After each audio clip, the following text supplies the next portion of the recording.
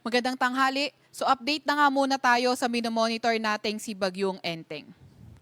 Kanina ang alas 10 ng umaga, ito ay nasa may layong 100 kilometers, kanluran, hilagang kanluran ng Lawag City, Ilocos Norte. Ito ay nagtataglay ng lakas na hangin na 85 kilometers per hour malapit sa sentro at bugso na abot sa 105 kilometers per hour. Kumikilos sa direksyong kanluran sa bilis na 25 kilometers per hour. Check naman natin yung track nitong si Enteng. So in the next 24 hours at 8 a.m. tomorrow, posibleng nasa may 275 kilometers na nga ito, west-northwest ng Lawag City, and then after 48 hours, so at 8 a.m. September 4, nasa may 500 kilometers na ito, kanluran ng Lawag City, Ilocos Norte sa labas na ng ating Philippine Area of Responsibility. At on September 5, 8 a.m., nasa may 765 kilometers na ito, west ng Lawag City, Ilocos Norte, labas pa rin na ating Philippine Area of Responsibility. So meron pa nga rin tayong nakataas na tropical cyclone wind signal dahil dito kay Enteng ang pinakamataas ay signal number 2 dito sa may western portion ng Ilocos Norte at ang northern portion ng Ilocos Sur. May signal 1 pa rin naman tayo dito sa may nalalabing bahagi ng Ilocos Norte, nalalabing bahagi ng Ilocos Sur, northern portion ng La Union, sa may Apayao, sa may Kalinga, sa may Mountain Province, sa may Abra, sa may western portion ng Mountain Province nga, at northern portion ng Benguet, sa may kanlurang bahagi ng Cagayan, kabilang na ang Fuga at Dalupiri Islands.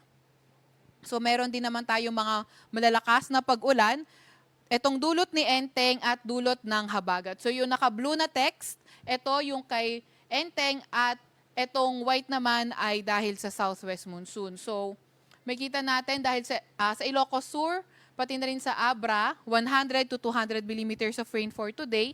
Sa may Zambales, Bataan at Occidental Mindoro naman. Ito yung caused by southwest monsoon. So malalakas sa pag-ulan pa rin, 50 to 100 millimeters sa pag-ulan, nalalabing bahagi ng Ilocos Region, Benguet, western portion ng Mountain Province, northern Palawan kabilang na ang Calamian, Cuyo at Cagayan Silio Islands, Metro Manila, Cavite, Batangas, Rizal, Laguna, Bulacan, Pampanga, Tarlac at Nueva Ecija. So for tomorrow, yung malalakas na pag-ulan, ito naman ay caused naman na ng habagat o southwest monsoon.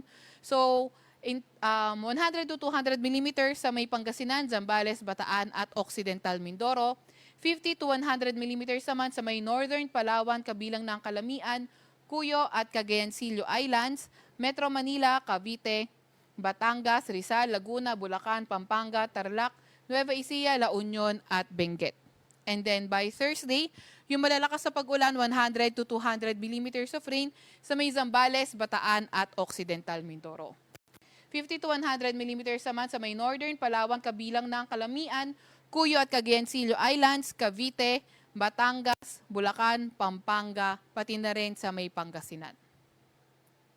Inaasahan nga din natin itong napag-iba yung southwest monsoon o habagat ay magdadala ng mga bugso ng malalakas na hangin for today sa may Ilocos Region, Cordillera Administrative Region, Nueva Vizcaya, Quirino, Zambales, Bataan, Aurora, Bulacan, sa may Metro Manila, Calabarzon, Mimaropa, Bicol Region, Western Visayas, Negros Islands Region at Northern Samar. Bukas naman, malalakas na hangin, bugso na malalakas na hangin sa may Ilocos Region, Abra, Benguet, Aurora, Zambales, Bataan, Bulacan, Metro Manila, Calabarzon, Mimaropa, Bicol Region, Visayas at Northern Samar. So inaasahan nga natin sa mga matataas na lugar at sa mga mabundok na lugar ay mas mataas yung maging posibleng forecast rainfall at yung mga kababayan natin, lalo na yung mga inuulan ng mga nakaraang araw pa at mga nakatira sa mga flood-prone at landslide-prone areas ay ingat pa nga rin tayo sa mga banta ng pagbaha o pagguho ng lupa. Meron pa rin naman tayo nakataas na gale warning. Ito ay as of 5 a.m. sa may Batanes, sa may Ilocos Norte, Ilocos Sur, La Union, Cagayan, kabilang ng Babuyan Islands, Isabela at Aurora. So mapanganib, pumalaot yung maliliit na sasakyang pandagat, pati na rin yung mga motor bangkas. So ito naman, yung latest nga natin na track. So in the forecast track, so posible nang lumabas si Enteng na ating Philippine Area of Responsibility by tomorrow morning. And then after 12 hours, posible na nga itong ma-reach niya yung tropical storm category. And then by Thursday, posible na itong nasa may typhoon category. Although lumalakas siya, pero papalayo naman ito ng landmass natin. And then posible ngang maglandfall ito sa may mainland China during the weekend at yung kanyang peak intensity either by late Friday or early Saturday bago ito maglandfall sa China.